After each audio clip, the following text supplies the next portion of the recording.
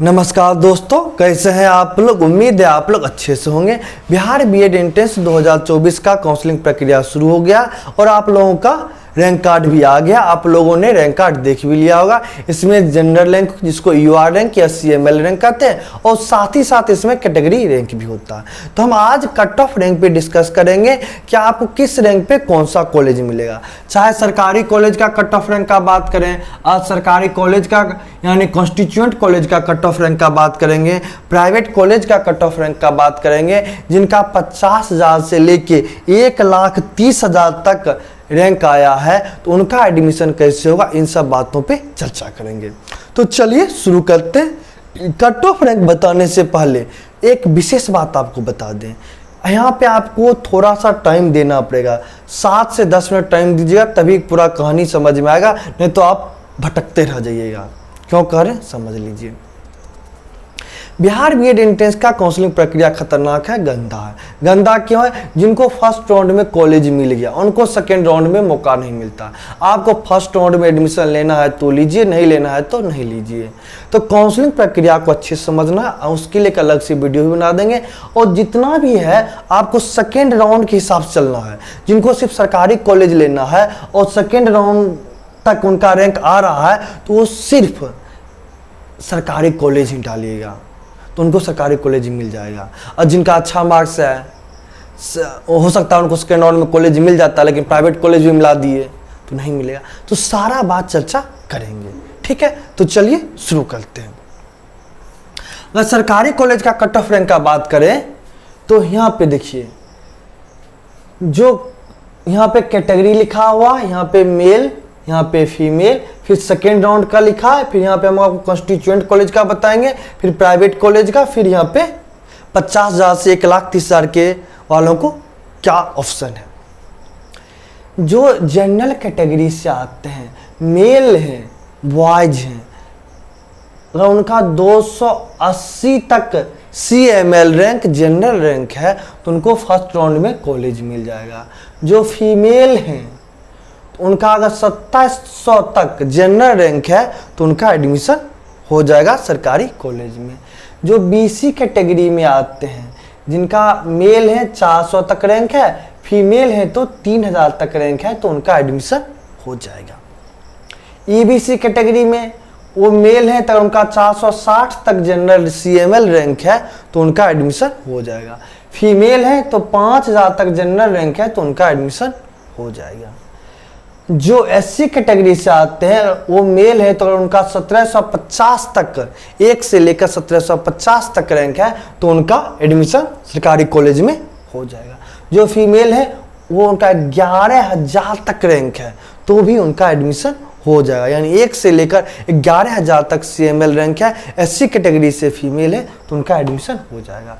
जो ईडब्ल्यूएस से आते हैं और उनका 395 तक रैंक है, यानी मोटा मोटी 400 तक रैंक है तो उनका एडमिशन हो जाएगा। फीमेल है ईडब्ल्यूएस से 3300-3400 तक जनरल रैंक है, सीएमएल रैंक है तो उनका एडमिशन गवर्नमेंट कॉलेज में हो जाएगा। अब यहाँ पे आपको कहानी बताते हैं। ट्विस्ट देखिए, जो लोग वीडियो में बने हुए हैं उनको पूरा समझ में आएगा कहानी। ये तो जिनका इतना तक इस हिसाब से रैंक है उनको उतना काउंसलिंग का टेंशन नहीं लेना है। आप आराम से सरकारी कॉलेज चूज कीजिए, आपको कन्फर्म 100% मिल जाएगा, कोई दिक्कत नहीं होगा। मेरा वीडियो देखिए नहीं देखिए कोई फर्क नहीं पड़ता। इतना तक अगर आपका रैंक है तो कोई दिक्कत नहीं है, एकदम बेफिक्र होकर चल जाइए, सरकारी कॉलेज डाल दीजिए, आपको मिल जाएगा इस हिसाब से। लेकिन इसके बाद जिनका सा रैंक आ रहा है वो लोग सावधान हो जाएं। अब देखिए क्या होता है। अब हम एग्जाम्पल देके समझाते हैं। मान चलिए कि जो जनरल से हैं वो 500 उनका यूआर रैंक था, वो क्या किए, 4 सरकारी कॉलेज डाल दिए, 2 प्राइवेट कॉलेज डाल दिए। अब 500 रैंक वाले को तो फर्स्ट राउंड में सरकारी कॉलेज मिल जाएगा, मिल गया, उनको गवर्नमेंट कॉलेज मिला नहीं, क्योंकि जनरल रैंक कितना गया है, जनरल कैटेगरी का 280 गया है, आपका कितना 500। आपने 4 सरकारी कॉलेज 2-3 प्राइवेट डाल दिया, प्राइवेट कॉलेज आपको मिल जाएगा खट से, कॉन्स्टिट्यूएंट कॉलेज मिल जाएगा।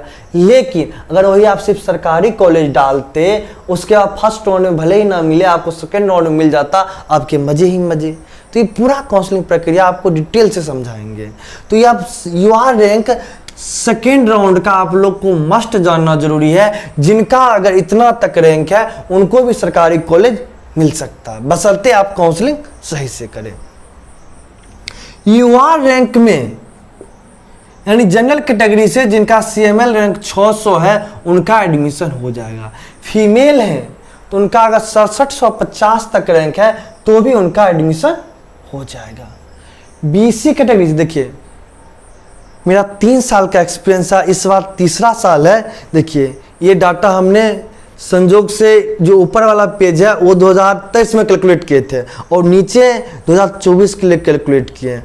और जो डाटा है हमारा वो पिछले साल का जो रहा उससे मात्र 50-60 रैंक आगे पीछे हुआ है।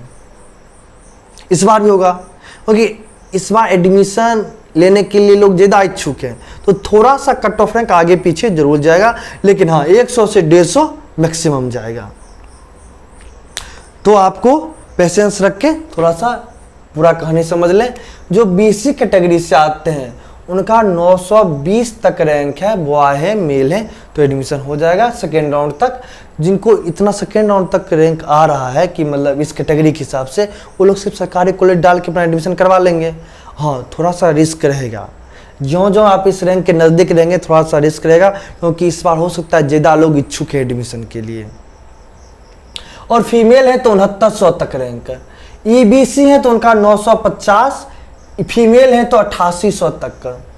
SC कैटेगरी से आते हैं तो उनका 1 से लेके 3000 तक CML रैंक है, तो उनका सरकारी कॉलेज मिल जाएगा सेकेंड राउंड में।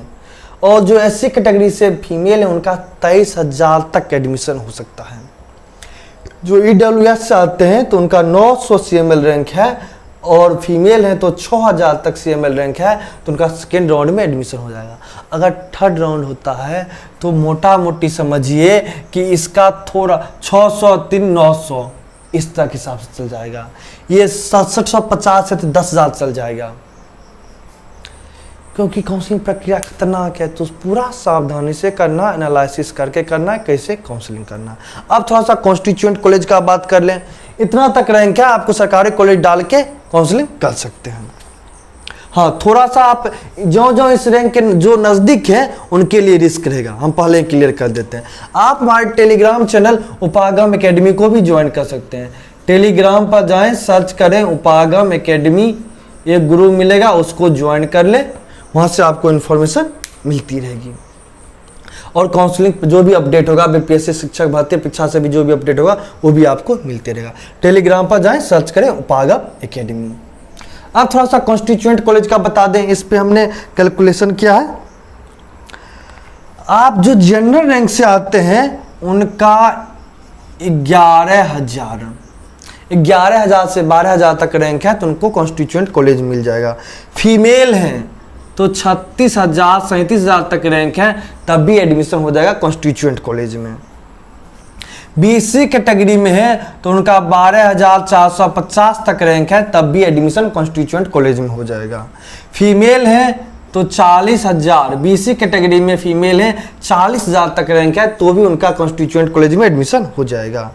ये सेकेंड राउंड तक का बात कर रहे हैं। मान लीजिए आपको जो कॉन्स्टिट्यूएंट कॉलेज, जो आपको कॉलेज पसंद है बस वही कॉलेज डालिए। अगर आपको ज़्यादा कॉन्स्टिट्यूएंट सरकारी कॉलेज पसंद है, सारा सरकारी कॉलेज डालिए। हाँ उस हिसाब से आपका रैंक होना चाहिए। ये नहीं कि आपका रैंक है 40,000 सरकारी कॉलेज डाल दिए, मजे ही मजे, एक भी कॉलेज नहीं मिलेगा। जो EBC कैटेगरी से आते हैं उनका 15,500 और फीमेल है तो उनका 41,000 42,000 तक उनका कॉन्स्टिट्यूएंट कॉलेज मिल जाएगा।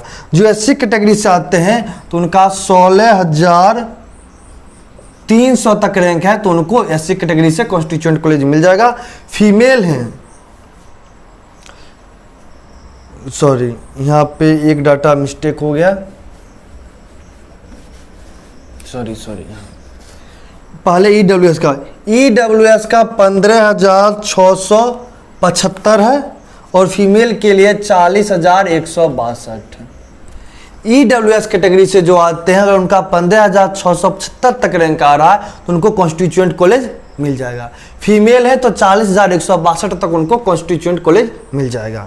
सारा का सारा जनरल रैंक का बात करें, कोई कैटेगरी रैंक नहीं। जो ईबीसी है उनका अगर रैंक 16,000 16,500 तक है तो उनको कॉन्स्टिट्यूएंट कॉलेज मिल जाएगा मेल में।